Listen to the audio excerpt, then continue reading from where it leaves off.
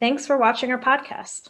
Here at Spear Consulting, our services include business strategy and human resources consulting.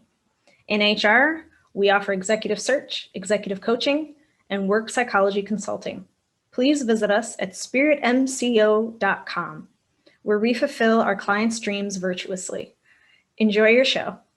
Welcome back to the Leading Virtuously podcast. I'm your host, Mary. Today, I have on the show my sister Martha and brother Lazarus. We're so excited to be able to connect with you today.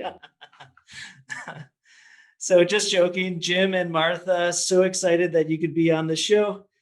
Can you tell our listeners who you are? I'll let you go first.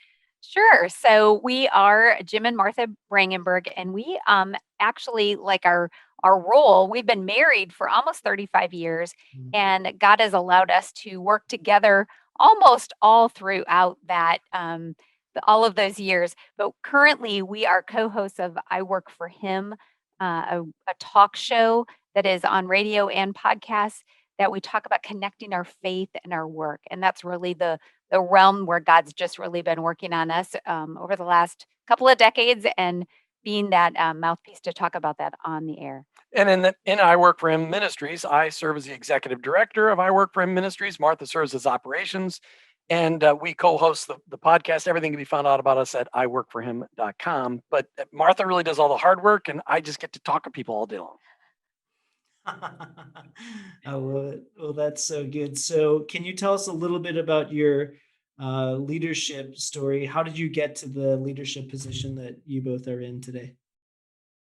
As possible. What's really cool is God intersected our lives together as 13-year-olds on Friday the 13th, July 1979, where we both committed our lives to full-time Christian ministry. 3 years before we met. 3 years before we met. And so after we got out of college with 4-year business degrees, because we were both entrepreneurial, we then enrolled in seminary because we thought that was the natural step to being in full-time Christian ministry, not understanding that our Savior was a full-time business guy too. You know, nobody, I never heard that sermon.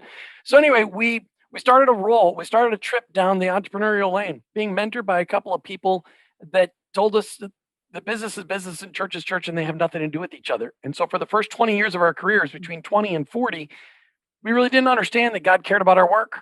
And so we really acted like work was work, and we worked really hard so we could volunteer at night. And then God started working on our hearts about 15 years ago, and just started teaching us that He loved our work and He cared about our work, and that everything we did in our work mattered to Him.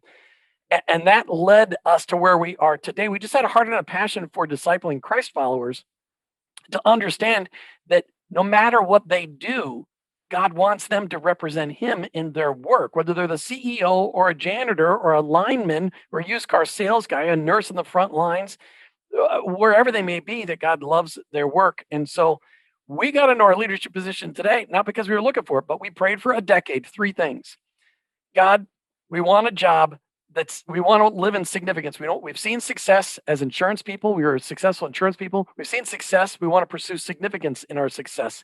We want to experience a job where our success could only be attributed to God in our lives, not to our natural gifts, talents, and abilities. And finally, we asked for a way to challenge thousands of Christ followers to live out their faith in the work, because I got tired of running into people who called themselves Christians in the marketplace.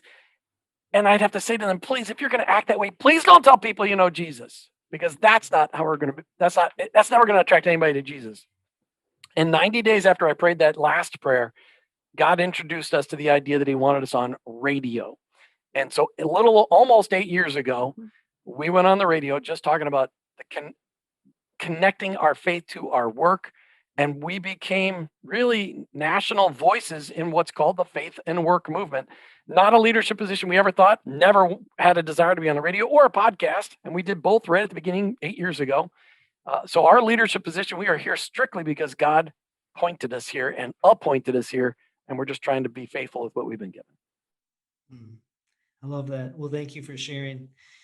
You both said that in a prior interview that 65% of Americans aren't going to church, and that was published prior to the pandemic. So I'm willing to bet that in this new normal, I hate that term, that percentage is far higher.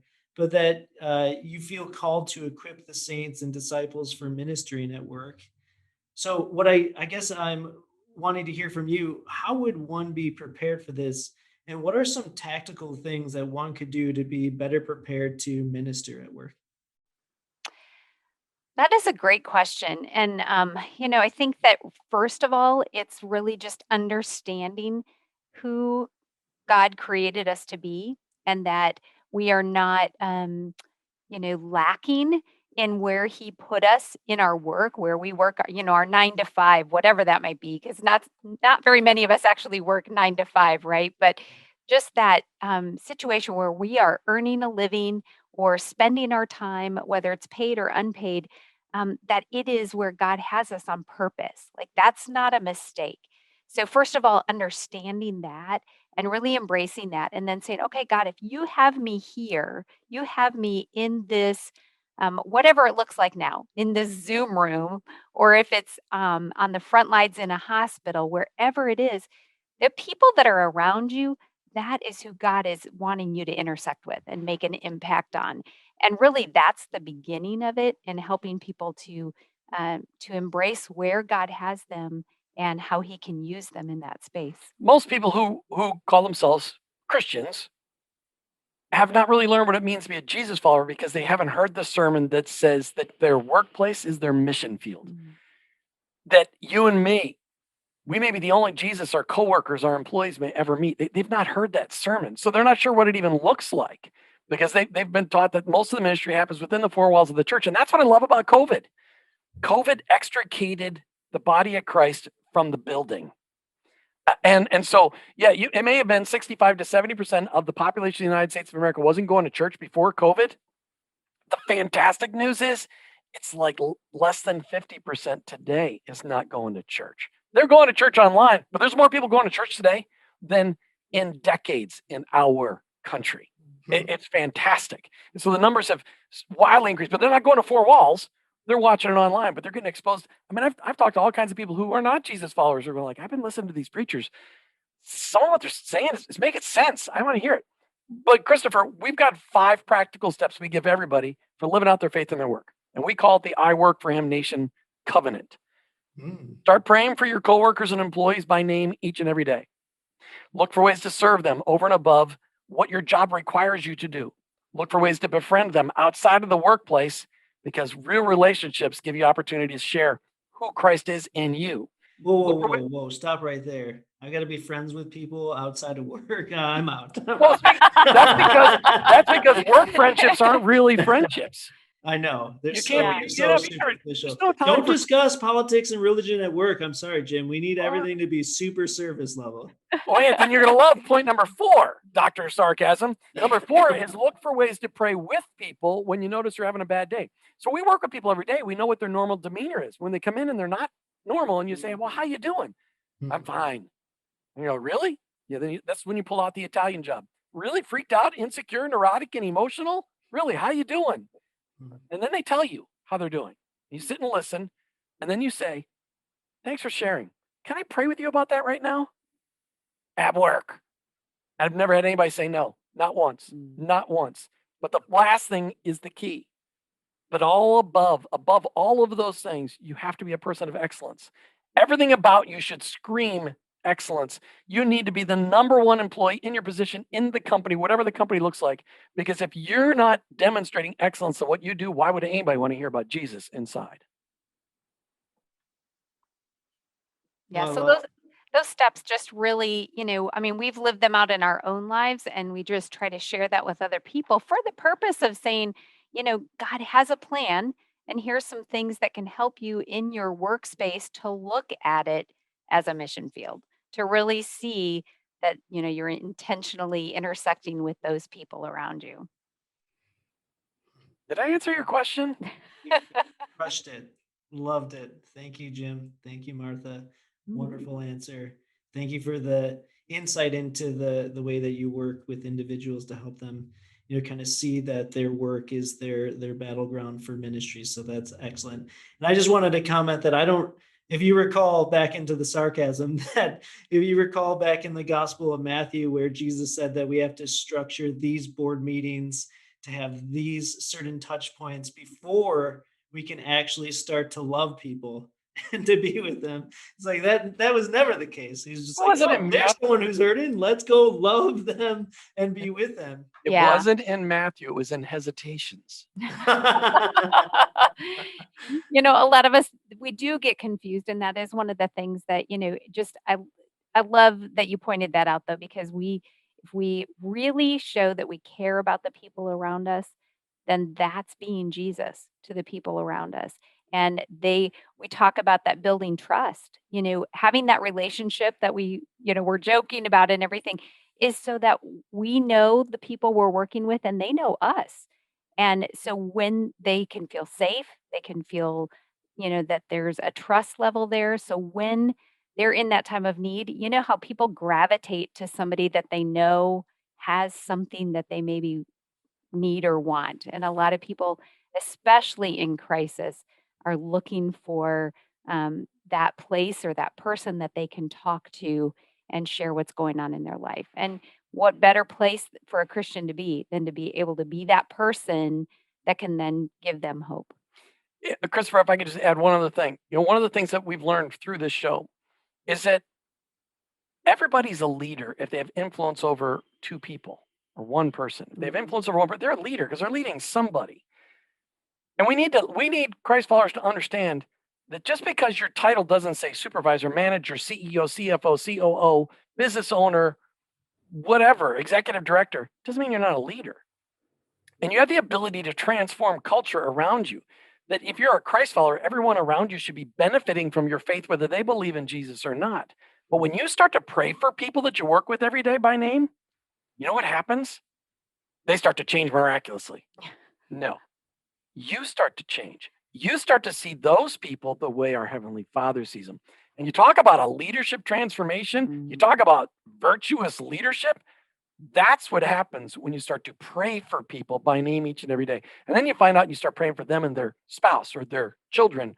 Or you find out after I started praying for people by name in 2006, I then asked, been praying for you for a while. Is there anything specific I could pray about? And then you start to hear what's really going on in their heart. It's transformational.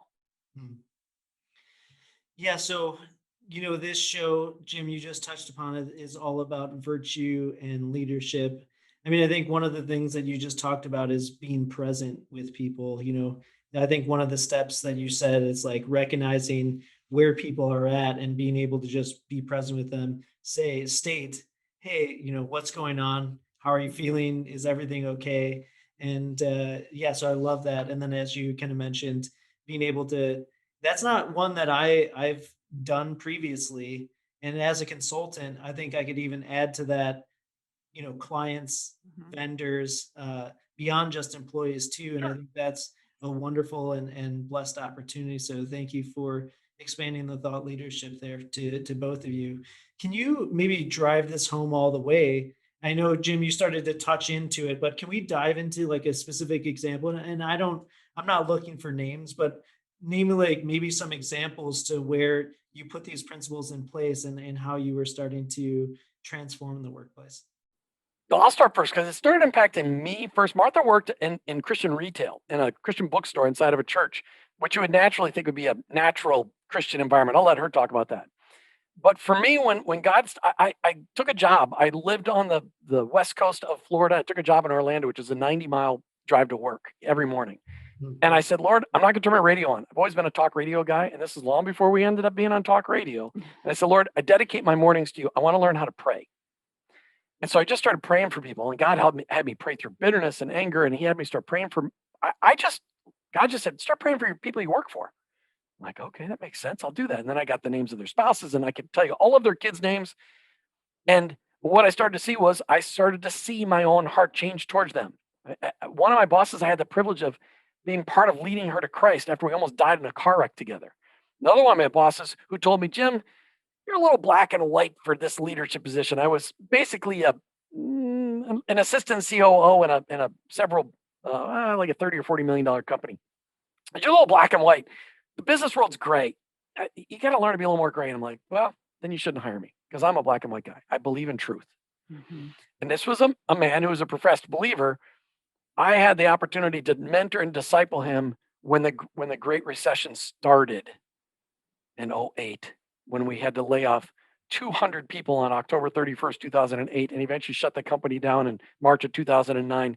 And he is a vibrant believer today. And I had a chance to disciple his son, who never suffered a financial circumstance as a result of that, because he listened to the Lord.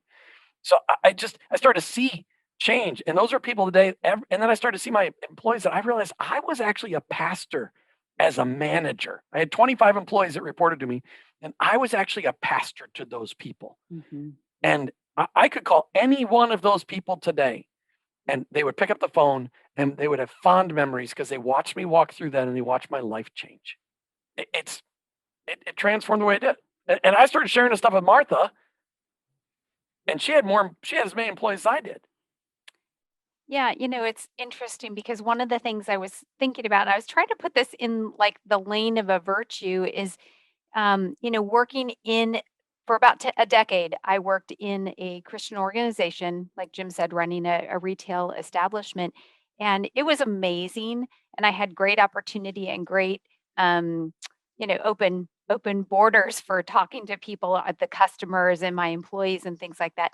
But you know how there are a lot of things that when you take over somebody else's work, they're like, well, I do something and then ask for forgiveness later, where it's like you got to make a business decision or something. And I really, that really rubbed me the wrong way. And I was like, no, you know what? I need to just be forthright in all of the decisions that I make, and in asking, for counsel or advice or whatever it might be within running that business.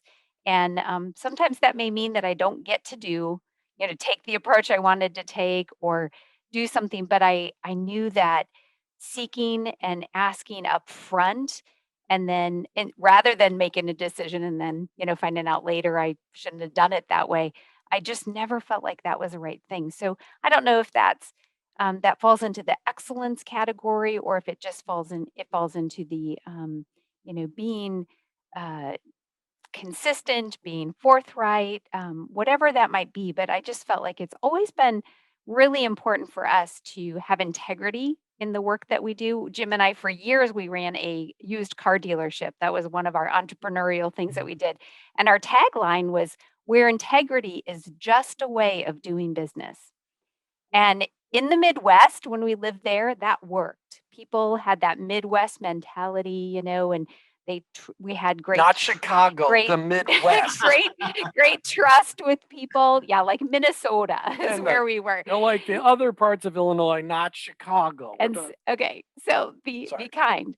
But then when we moved to Florida, sadly enough, after a very short amount of time, we had people saying, well, why are you doing this? Why are you doing that? I don't believe you that you fixed that car. I don't believe you that it has new tires. I don't believe you, because they didn't have a culture of integrity in the used car business. And I was gonna say, that seems like that is yeah, not really the atypical tagline. it's not. It's not at all. And people were like, yeah, right. So unfortunately, I mean, after a while, we were like, you know what? This is not a good environment to have a used car dealership, because people don't they believe don't believe you. that we're, selling it the as good of a car as we're presenting. And but it was very sad, because integrity is incredibly important to us. It is a core value for both of us in so many aspects of I mean, in all aspects of Right. life, but it comes out in so many ways. So that was an area where we had to say, well, we're not going to change our standards. We're not going to lower anything that we do, but that may mean that we are not going to be selling cars anymore in this area. And that's ultimately what we ended up doing with that. It was tough. We wanted, we were insurance agents and we were used car guys. Thank God we weren't lawyers too. I mean, come on. So, but, oh gosh, it was our, Martha, we gotta go. We gotta go. So, but in my first stint as an insurance guy, I left the company because they absolutely twisted you constantly to compromise your integrity in order to make a sale. But I stayed in the insurance business a long time, but I went independent, and I proved that you can be successful and be honest all the time And because if you always put the needs and desires of, not the desires, but you always put people's best interest above your own, you always win. You always win. And I learned that in the car business. I never sold a car I didn't drive. I never sold a car I didn't fix first. And in all the years we sold cars, it was from about 15, we had one car come back. And I gave her money back because I missed it. I missed something. It was burning oil by the courts, and I just didn't drive it enough. So, that's one of those things. But I had 3 mentors in my life who were believers. That was on video, quote unquote believers, who showed me and demonstrated to me that it was okay to compromise your integrity because that's just business. And I'm like, nah, I'm not buying it. No way. I just don't get it. How can you be a believer and just that would just be part of business? That was long before I learned that God actually cared about business. That was long before I actually realized my Savior was a business guy. That Abraham's business was so big he had 300 armed security guards. Nobody talks about business in the Bible, yet they talk about business throughout the Bible. So anyway, I had to really work past that because integrity was a virtue that is a core value. And all my mentors in the 80s, as I first started getting into business, all compromise your integrity, encouraged me to do the same thing. Well, yeah, you just thinking about that makes me think, and I know that I'm not trying to judge here, but I just, for me, one of the things of like my guiding principle and guide star is just, as you guys crushed it, is the first principle, prayer. And so if your prayer life is active and you take major decisions in business to prayer, meditation, guidance, etc. I just, yeah, that seems hard for me as to how you can be like, okay, I'm going to pray about it.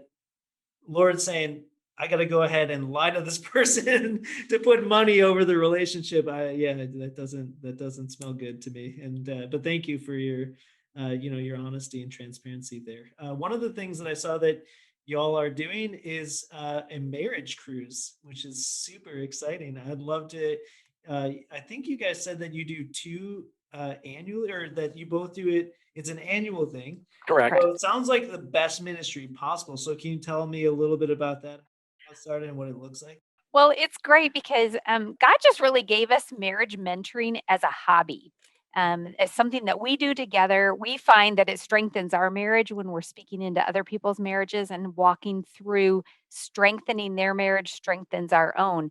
And with some trial and error, with some land retreats, it came to our attention that a really great option is to go on a cruise because you get everybody away from their kids, from their dog, from their work. Used to be always away from internet. Now, if they want to spend the money, they can get on the internet, but it's so much better for unplugging and just spending a few days focusing on the marriage, focusing on time with each other, focusing on what God has to say about marriage.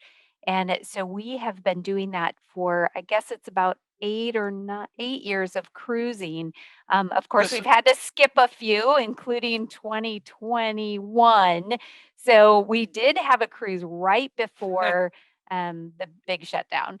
So we were very thankful, and those marriages, thankfully, they all got that extra, boost of encouragement in their marriages that I know has made a difference because it's been really hard for marriages. But what we have just learned is that in life, if you have stresses in your work, you bring it home.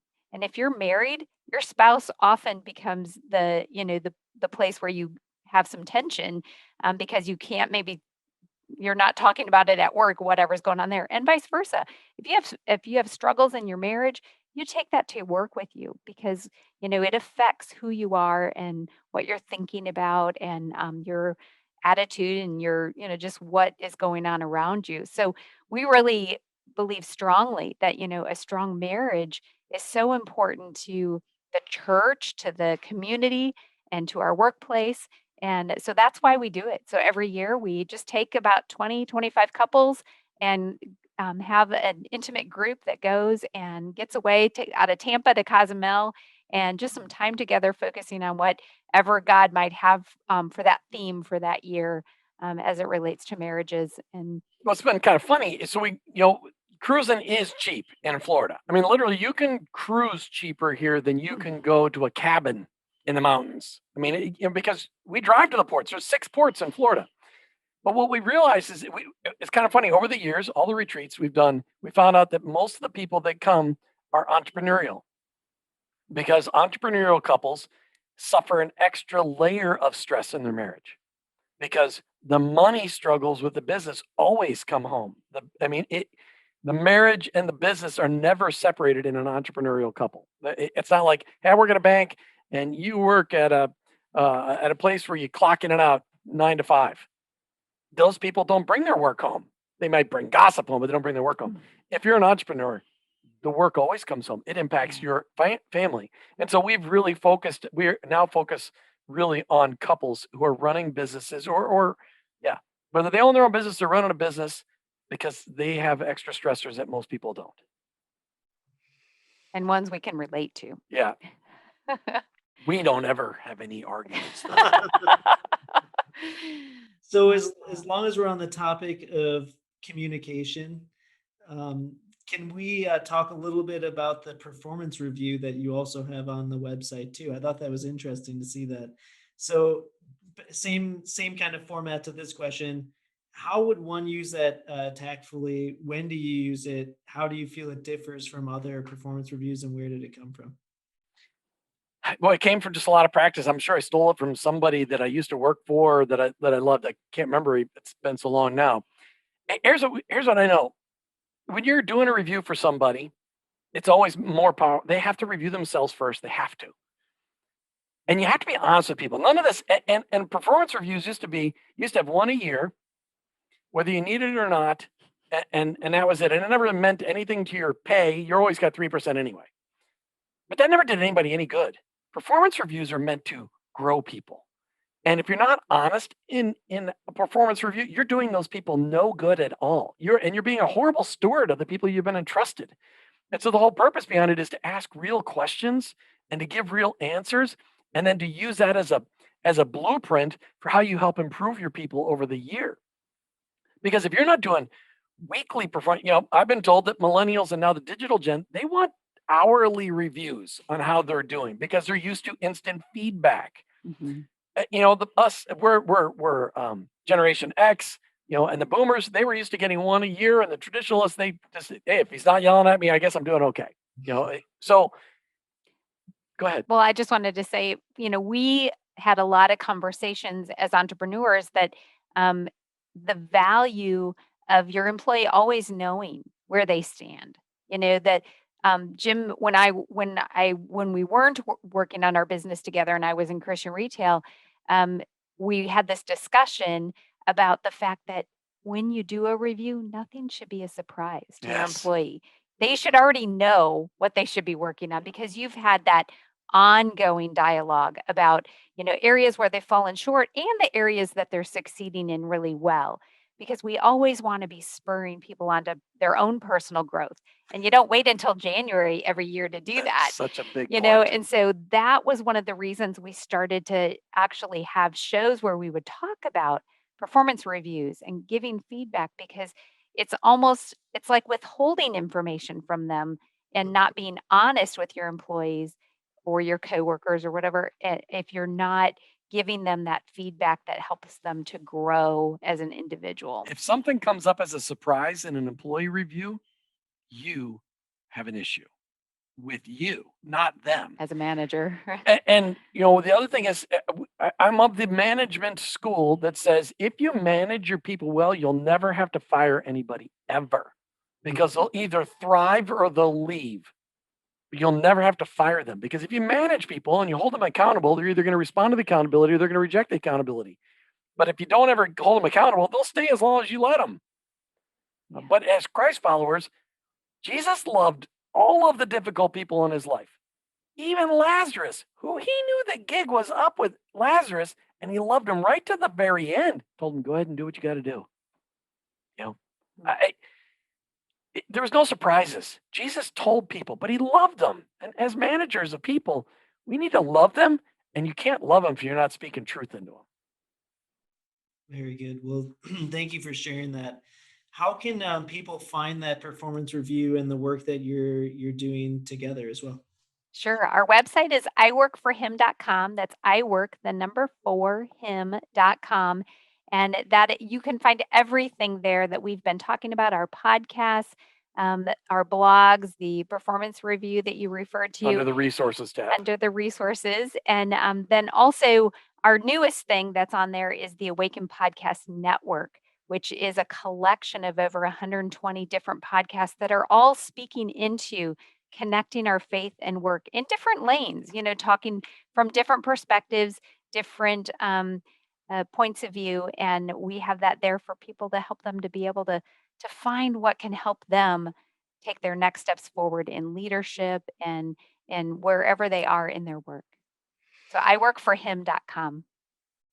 Great. That's excellent. And yeah, as you were talking about the performance review process, I actually am learning from that a little bit, Jim, because my mentor, the template that I have is actually kind of one-sided, but a millennial actually just brought up that he's kind of used to from his prior employer that it's a two-folded performance review where they get to review the manager too. But it kind of like, as you're saying, just like it adds an extra like complexity and makes it more dynamic when the employee is actually reviewing themselves. So you can kind of see that hand in hand and then be able to talk about the variance and gaps that might be happening from the way that the manager is reviewing the employee. And yeah, I just think that could be a very interesting dynamic to see what that would look like if the employee is thinking, okay, I'm doing this wonderful job, and the manager is having to coach in different areas and vice versa. So that, yeah, thank you. That 360 review process, if somebody's being a Christ follower as a leader, they're supposed to be selflessly serving all of those that they have reporting to them. And if they really want to have a successful company, organization, whatever it is, if they're going to they should listen to the people underneath them. That's why they hired them in the first place. They hire good people to work on their team. Let them give you some feedback. Let your coworkers give you feedback. Let your boss give you feedback. Let your employees give you feedback. That's what helps make us better. And a lot of times God speaks through other people when we're not listening. And it can be really powerful. Well, thanks again. Really have enjoyed everything that you guys brought to the Leading Virtuously podcast. We'll definitely make sure that we send this out, and this has just been such a great episode. I really enjoyed both of your energy and what a witness to the faith to be together as long as you have, to be working together and to be so joy-filled. I'm just so encouraged. She's incredible. Very good. Well, thank you guys so much. Look forward to continuing the dialogue. Thank you. Hey, Chris here. Hope you enjoyed the episode where we discussed all things going bald. Just joking. The Leading Virtuously podcast.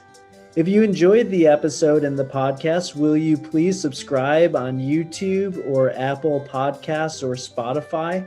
Or you could also share it with a friend. That would be tubular. I hope you have an awesome day.